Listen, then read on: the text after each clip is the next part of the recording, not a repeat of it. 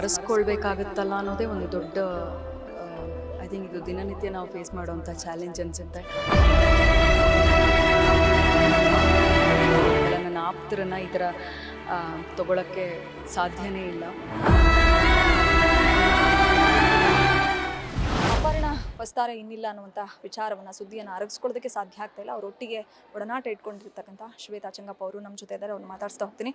Madam, Aparna ಅವರು ಇನ್ನಿಲ್ಲ ಅನ್ನುವಂಥ ವಿಚಾರವನ್ನೇ ಈಗಲೂ ಡೈಜೆಸ್ಟ್ ಮಾಡ್ಕೊಳ್ಳೋಕ್ಕೆ ನಮಗೂ ಸಾಧ್ಯ ಆಗ್ತಾ ಇಲ್ಲ. ಸೊ ನೀವು ಅವ್ರ ಜೊತೆ ತುಂಬ ಸ್ನೇಹ ಸಂಬಂಧ ಒಡನಾಟ ಇತ್ತು.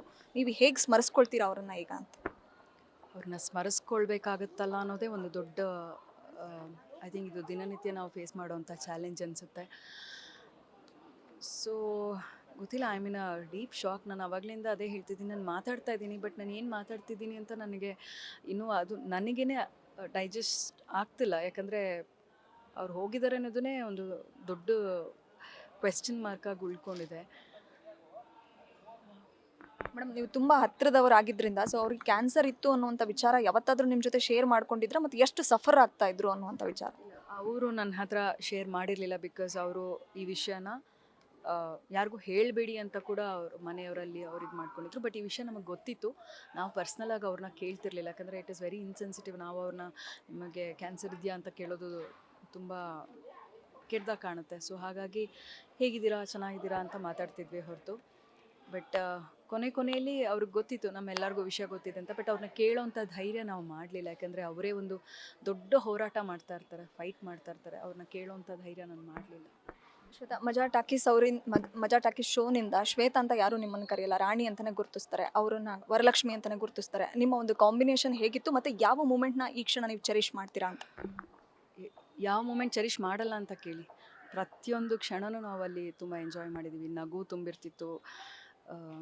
ತುಂಬ ನಗುವಿನ ದಿನಗಳು ಅಂತಂದರೆ ಆ ಒಂದು ನಾವೇನು ಕಾರ್ಯಕ್ರಮ ಮಾಡ್ತಿದ್ವಿ, ಆ ಒಂದು ಕಾರ್ಯಕ್ರಮದ ದಿನಗಳು. ನಾವು ಕ್ಯಾಮ್ರಾ ಮುಂದೆ ಏನು ಕಾಣಿಸ್ಕೊಳ್ತಿದ್ವಿ ಅದು 20% ಆದರೆ 80% ಎಕ್ಸ್ಟ್ರಾ ನಾವು ಕ್ಯಾಮ್ರಾ ಹಿಂದೆಗಡೆ ತುಂಬ ಒಳ್ಳೆಯ ಬಾಂಧವ್ಯ ಇತ್ತು ನಮಗೆ. ಸೊ ನಿರೂಪಕಿಯಾಗಿ ನೀವು ಕೂಡ ಸಾಕಷ್ಟು ಕಾರ್ಯಕ್ರಮಗಳನ್ನು ಹೋಸ್ಟ್ ಮಾಡ್ಕೊಂಡು ಬಂದಿದ್ದೀರಾ, ಈಗಲೂ ಮಾಡ್ತಿದ್ದೀರಾ. ಸೊ ಅಪರ್ಣ ಅವರಿಂದ ಕಲ್ತಿದ್ದೇನು ಅನ್ನುವಂಥ ಯಾವ ಆದರ್ಶಗಳನ್ನು ನೀವು ಮೈಗೂಡಿಸ್ಕೊಂಡಿದ್ದೀರಾ ಅನ್ನುವಂಥದ್ದು? ಮೊದಲನೇದಾಗಿ ಎಲ್ಲರೂ ಐ ಥಿಂಕ್ ಈ ಜನ್ರೇಷನ್ ಅಷ್ಟೇ ಅಲ್ಲ, ಮುಂದೆ ಬರುವಂಥ ಎಷ್ಟೇ ಜನ್ರೇಷನ್ ಹೋದರೂ ಕರ್ನಾಟಕಕ್ಕೆ ಇರುವಂಥ ಒನ್ ಆ್ಯಂಡ್ ಓನ್ಲಿ ವರಲಕ್ಷ್ಮಿ ಹೇಗೋ ಒನ್ ಆ್ಯಂಡ್ ಓನ್ಲಿ ಅಪರ್ಣ ಏಕೈಕ ಪ್ರಬುದ್ಧತೆ ಉಳ್ಳಂಥ ನಿರೂಪಕಿ ಅಂತಂದರೆ ಅದು ಅಪರ್ಣ ಅವರೊಬ್ಬರೇ. ಸೊ ಅವರ ಒಂದು ಏನು ಕಲ್ತಿದ್ದೀರಾ ಅಂತ, ಏನು ಕಲ್ತಿಲ್ಲ ಅಂತ ಕೇಳಿ. ಬಿಕಾಸ್ ಅವರ ಟೈಮ್ ಸೆನ್ಸ್ ಆಗಿರ್ಬೋದು, ಅವರ ಭಾಷೆ ಬಗ್ಗೆ ಅವ್ರಿಗಿದ್ದಂಥ ಒಂದು ಒಲವು, ಒಂದು ಸ್ಪಷ್ಟತೆ, ಪ್ರತಿಯೊಂದು ಕಲಿಯೋದೆ ಅವರಿಂದ. ಈಗಲೂ ಅವ್ರು ಒಂದು ವಿಡಿಯೋ ನೋಡಿದ್ರೆ ನಿಮಗೆ ಒಂದೇ ಸಲ ನೋಡಿ ನಿಲ್ಲಿಸ್ಬೇಕು ಅಂತ ಅನಿಸಲ್ಲ. ಸಾಕಷ್ಟು ಸಲ ಅವ್ರ ಭಾಷೆನೇ ಅಷ್ಟು ಖುಷಿ ಕೊಡುತ್ತೆ. ಅವರನ್ನು ಈಗ ಕಳಿಸ್ಕೊಡೋದು ಎಷ್ಟು ಕಷ್ಟ ಆಗ್ತದೆ ನಿಮಗೆ ಅನ್ನುವಂಥದ್ದು? ಅದು ಹೇಳಲೇಬೇಡಿ ಕಳಿಸೋದು ಅಂತ. ನಾನು ಬಂದಿರೋದೇ ಐ ಡೋಂಟ್ ನೋ, ನಾನು ಬರಬಾರ್ದು ಅಂತಲೇ ಇದ್ದೆ. ಯಾಕಂದರೆ ನನಗೆ ಈ ಥರದ್ದೆಲ್ಲ ತೊಗೊಳೋಕ್ಕೆ ಆಗಲ್ಲ. ನನ್ನ ಆಪ್ತರನ್ನು ಈ ಥರ ತೊಗೊಳೋಕ್ಕೆ ಸಾಧ್ಯನೇ ಇಲ್ಲ.